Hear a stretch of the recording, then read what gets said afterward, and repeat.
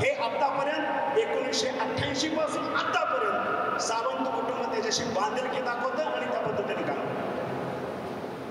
सोलापूर जिल्ह्यात माझी एक मागे सभा झाली होती 3 महिन्यात. त्यावेळेसही मी माझी व्यथा बोलून दाखवली की शिवसेना बाळासाहेबांनी शिकवलेल्या शिकवणीप्रमाणे 80% समाजकारण आणि 20% राजकारण ह्याच्यापासून कुठंतरी फारकत घेते की काय ही शंका मी उपस्थित केली होती. कारण माझा तो स्वभाव आहे, तोंडावर मी स्तुती करत नाही, मला चमचेगिरी करायची सवय नाही. जे वास्तव आहे ते नेत्या पुढे मांडण्याचा माझा स्वभाव आहे. आज मी पक्षात आहे इथपर्यंत ठीक आहे. उद्या ह्या बोलण्यानं मला जी हकालपट्टी झाली तर मी त्याची अजिबात चिंता करत नाही.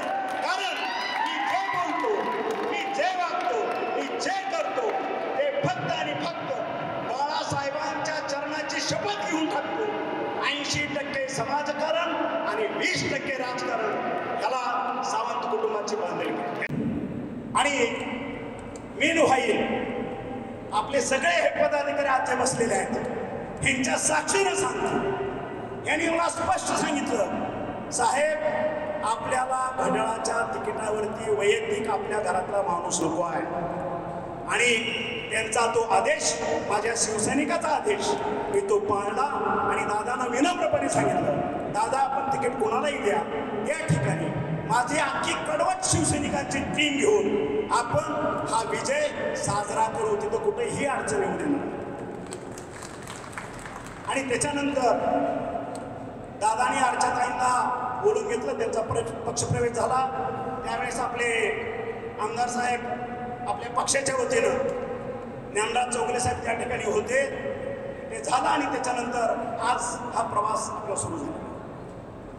आणि ह्या मधल्या कालखंडात जोपर्यंत आपला मेळावा होत नाही, आपली प्रचाराची दिशा ठरत नाही, तोपर्यंत काळूबाळूंनी वेगळा प्रचार सुरू केला. काय सुरू केला? आता साहेब नाराज झाले, आता ते आमच्या बरोबर आहे, आता तुम्ही बघा आम्ही काय करतो. अरे बाबा, आता परत मला बोलायला भाग पाडताय तुम्ही सगळेच. असलं खोटं करून, खोटं नाटक करून पहिलं रवी सरांचं तिकीट कट झालं की तुमच्या डोळ्यात पाणी तुमच्या हराण्यानं. ठीक आहे, त्याला कारणीभूत 60% मी असन, 40% उद्धव ठाकरे होते, ही वस्तुस्थिती आहे, बरोबर आहे. कालच्या वेळेस सुद्धा तुम्ही भाऊंना विचारा, मुख्यमंत्री साहेबांना, सेनेला तिकीट द्यायचं असेल, सावंताच्या घरात नसेल, मान्य आहे, कुणालाही द्या, धनुष्यबाणाला द्या, सरांना द्या, कुणालाही द्या, साधा शिवसैनिक द्या, निवडून आणायची जबाबदारी तानाची सांगितली. आणि मग गेल्या 8 दिवसातलं 10 दिवसातलं मी भाषणं ऐकली काळूबाळूंची समोर. आणि मला दुसरी नौटंकी तुम्हाला आठवत असेल, 2019ला सुद्धा विधानसभेच्या वेळेस हे आमचा अजित काहीतरी पोरखेड केला, त्याने कुठेतरी धक्काबुक्की केली, लगेच मारलं, चाकू हल्ला झाला, आमदारावरती चाकू हल्ला झाला, लगेच बेंड्याच्या तमोक, लगेच मीडिया, लगेच बातम्या. आपला मीडिया तरी बसलेलाच आहे. शिवलं तर मला काय मागचं माहित नाही, आमच्या अजितनं काहीतरी करायला गेला, घोळ झाला. आता परत तसंच फॉर्म करायला गेलं, मुंबईचं एसीतलं बसलेलं ते इथं आलं. आणि भोवळ कोणाला आले? 42 डिग्रीमध्ये फिरणाऱ्या आमदाराला भोवळ आले. आला का? दिवस गेले का काय? चक्कर कशाला आली? चक्कर याचं काय कारण आहे? आम्ही 60-60 वर्षाचे आहे, 42-45 डिग्रीमध्ये आजही माझ्या हातात बेडकं द्या, फावडं द्या, खोडं द्या, मी काम करून दाखवतो. उसार ताकद आहे माझी, मला नाही चक्कर येणार, पाणी मी मागणार नाही. असं हिंमत ये माझ्याबरोबर शेतात काम करायला, धर माझ्याबरोबर नांदूर, काय का तुझी हिंमत बघू. नुसता फॉर्म भरायला आला, त्याला चक्कर आली, झाली शिफ्टमध्ये.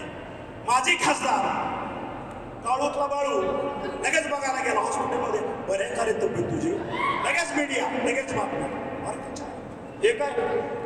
हे काय पद्धत आहे?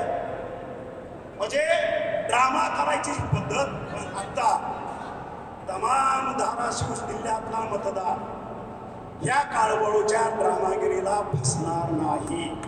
ही वस्तू दाखवली. महागाई आम्ही कमी करू, महागाई कमी करू.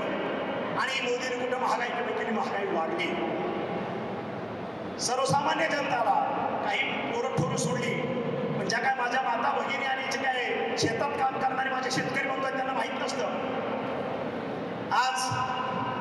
श्रीलंकेमध्ये पेट्रोलचा दर काय, भाजीचा दर काय, पाण्याच्या बाटलीचा दर काय हे माहीत करून घ्या म्हणा आमच्या जाणत्या राजाला.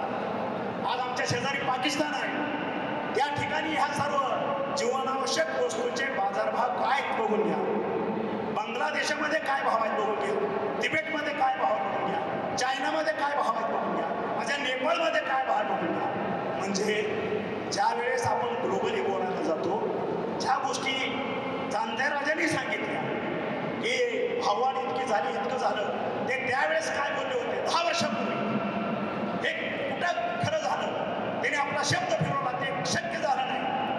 अहो, ज्या पाकिस्तानामध्ये पेट्रोलचा भाव 400 रुपये आहे, 400 रुपये लिटर, पाण्याची बाटली आपली 1 लिटरची 200 रुपयाला मिळते, अंडा आपल्याला 150 रुपयाला त्या ठिकाणी एक अंडा मिळतं. या पद्धतीची महागाई माझ्या भारतात आहे.